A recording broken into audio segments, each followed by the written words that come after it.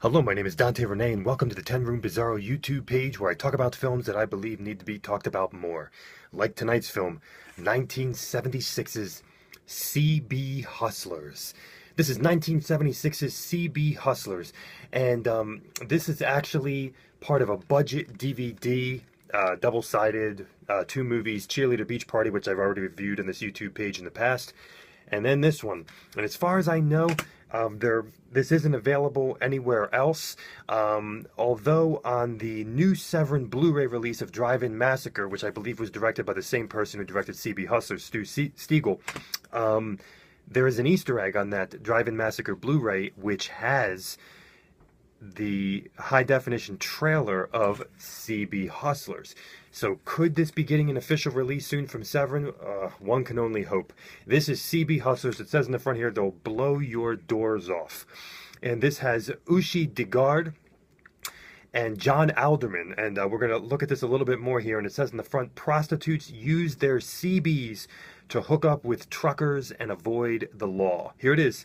1976's CB Hustlers. Now, first and foremost, I want to tell you that John Alderman, you would know John Alderman from a film that I also reviewed on this YouTube page by the name of Dandy, and also Little Miss Innocence. Now, the interesting thing about John Aldridge is that he not only is in the CB Hustlers, but he also co-wrote it.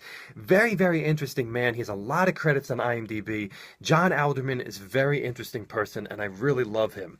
So the fact that he co-wrote this, even more interesting. And you're going to note a few people in this film from Drive-In Massacre also. So, CB Hustlers is this wild concoction of pimps and prostitutes and truckers and the free press and the press and listening to CB radios and the police and undercover and secrecy and sex and payment for sex and love and secrets, all mixed into this wild, sexy, yet tense, mysterious world of CB Hustlers. Let's get into this film right here, folks. First and foremost, we're going to talk about the music. I say first and foremost a lot, so it wouldn't be the first thing. The music is what we're going to talk about right now. And the music in this film has a country bent to it, but a 70s rock country bent. We got real instrumentation in the music of this film. We got guitar and drums and bass. We have just some funky rhythms, some funky rocks, funky 70s rock, just that real 70s rock type vibe. And there's music throughout the film, and it looks like the 70s and it sounds like the 70s. Just a real core bent in 70s rock, I will say. Soft rock and, kind of just 70s rock and roll. And maybe some pieces of it that almost reminded me of maybe some passages of like the Grateful Dead and things like that. It's really a special piece of 70s nostalgia, this music here. When we look at the cinematography and the style of this film, this is a film that, it's about 85 minutes, it says on here, 80 to 85 minutes, and it moves with a fierce pace. From the first 5 to 10 minutes of this film, I was completely sucked in. We have some great shots in this film of side view mirrors on vehicles. Now, this is a movie of vehicles. It's a movie of 70s vans in particular, and also trucks. So we have a lot of driving, or just there's a core basis and emphasis on vehicles in this film. And we have some really interesting shots of just side view mirrors. We even have an interesting shot of someone talking to somebody else and seeing the other person's reflection through the person's sunglasses in the sunlight. We have some really great shots, particularly in the sex scenes, from shooting from the ground up, kind of making the female naked bodies appear bigger, or kind of filling the whole screen. And with that said, we even have some point of view shot in one of the sex scenes, which is pretty wild.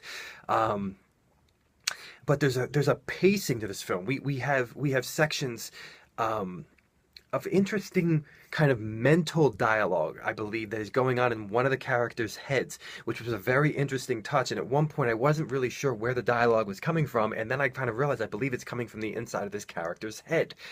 Um, we have, these great environments, kind of the back of a 70s van and people meeting in the back of a van and talking or discussing. An office where the newspaper reporters are, and beautiful, like these 70s sunlit country fields and country roads. I believe this is California. And we just have these great, a field, a party in a field, kind of like a CB party or something. And there's this culture of the CB.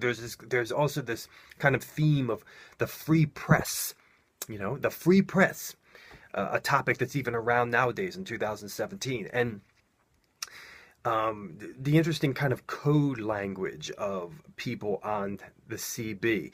The interesting thing also is that we have a film that is mixing kind of the prostitution, pimp, sexploitation genre with a 70s trucker, 70s van movie, which is a very unique mix because you're combining those things together, and you're also mixing in kind of a crime movie and undercover cop movie with some cop drama, and also mixing in some comedy, and also mixing in some romance, and also mixing in kind of uncovering criminal secrets in the criminal mind in the film. It's very, very captivatingly done to me. I mean, I was extremely captivated by this film and pulled in by this film.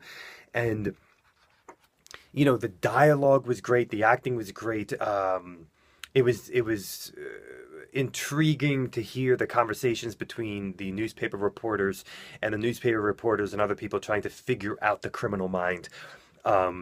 CB Hustlers has all of that, as well as a heavy dose of great sexploitation. So when we look at the sex scenes in this film, we also have a girl in this. We got two girls in this movie. I mentioned Ushi Degard. I hope I'm pronouncing that correctly, but you could see a cameo of her in Truck Stop Women, which I reviewed in this YouTube page. Also, I believe some Russ Meyer films, and also another film that I reviewed in this YouTube page, I believe called Cutthroats. The Cutthroats, I believe. She is, her body is unbelievable. She's known for her very large breasts, and they are shot and filmed in this movie just beautifully and amazingly, overpowering you. That's almost one of the point of view shots in the film. We also have the actress who plays Ruby in The Hills Have Eyes, as well as many other productions, and I've never seen her look more attractive than in this film. Her body, her face, everything. There's a good deal of nudity in this film, mostly of the topless variety, but it's a even you can tell that people are also bottomless, but you're not really getting that full on. The sex scenes are not your typical teen sex comedy sex scenes whatsoever. They're longer, they're almost have a harder vibe to them, a harder kind of eroticism to them. This is soft core, but it has a vibe at times of being a little bit harder. They're intense sex scenes. They're very erotic. They're very